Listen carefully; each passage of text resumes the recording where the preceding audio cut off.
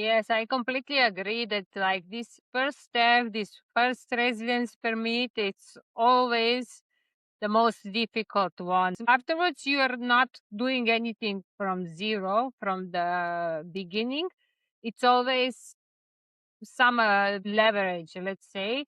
Um, Either that like there is this administration, like kind of the way that they're asking you the documents, you can see that they kind of trust you more, like that you're going to do things that you are like saying that you are doing in that country. And yes, you already have knowledge, so you already have experience, and then it's of course it's easier. But one thing, I live abroad already for like 10 years. I changed several countries. And of course, many things get easier. And of course, you start seeing multiple places as your home. But does it ever really like this feeling that you have to contribute something extra compared to someone who never moved countries or even towns and cities? This kind of feeling that, I mean, maybe this is also a good feeling because you're not like super rooted in one place, but you feel like more adaptable. Do you also feel that you have to do more than everybody else sometimes? The thing is, again, coming back to the fact that people from the institute already knew me from before. So in the beginning, yes, of course. So when I was coming for the internship, I was doing everything. I was just interested. I mean, I am interested, but I was trying to stress it out even more that I am interested in everything and that I want to do everything and that please just let me study here. So in that sense, yes. But since I started studying, I feel like people here are quite objective, so they are not judging you by where you come from. And I even thought at some point, what if they would prefer somebody with whom they can talk in German? But then you realize that these people are always writing papers in English. They're holding the group meetings in English because there's always a foreigner in the group. So I would say that they always talk in English primarily. So only if they have one-to-one meeting with somebody, they would switch to German. But if you are talking about these topics over and over and over in English, then switching to German is actually harder than talking to somebody in English about it.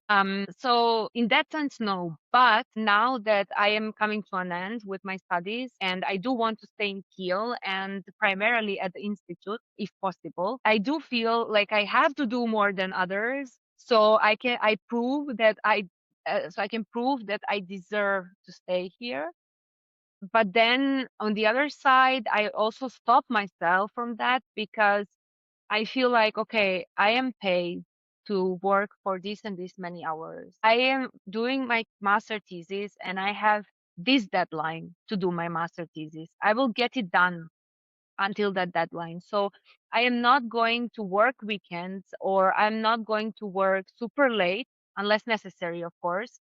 So I can prove that I deserve to stay. So I'm trying to kind of stay conscious in that way to be like, okay, I am doing enough. But Mhm, yes, I have it in the back of my head, of course. mhm. But I mean, during my internships, you're absolutely right. I had that. I was working weekends. I was working super late. I remember we even had some sampling day where we worked the whole week from 8, 9 until evening because here in Germany during summer, the sun sets around 10. So there is light outside to work until quite late. And um, I would stay as long as necessary. I wouldn't complain. I would be like, oh, yes, this is amazing. I like working 15 hours a day. So, yes, there was a really big urge to not to prove myself, but to prove that I deserve to be here. Yeah.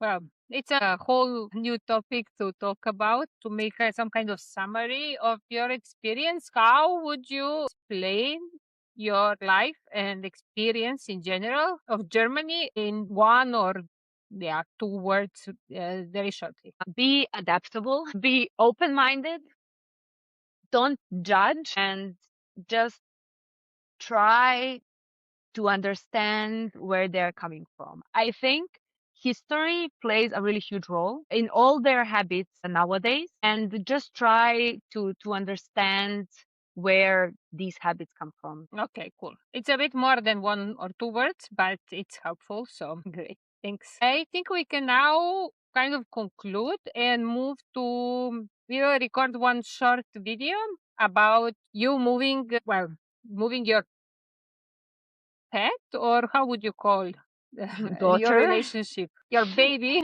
my baby, to Germany, because as Marta was a non-EU citizen, the same as you are, it was a whole procedure to get her into the EU. We will talk about it in another separate video, which will probably be a Patreon video, but since I still don't have a Patreon, it's like, let's see. So thank you all for watching. Please don't forget to subscribe, because this helps a lot to small creators. Now I have also a podcast beside my short 10-12 minute videos about life abroad, mostly Spain, because I live in Spain. Also check out my other accounts, they are in description. Thank you all for watching. Thank you, Ivana, for joining us today and being the first guest in my new podcast. Hope to see you soon. Thank you. Bye. Sure. Bye bye.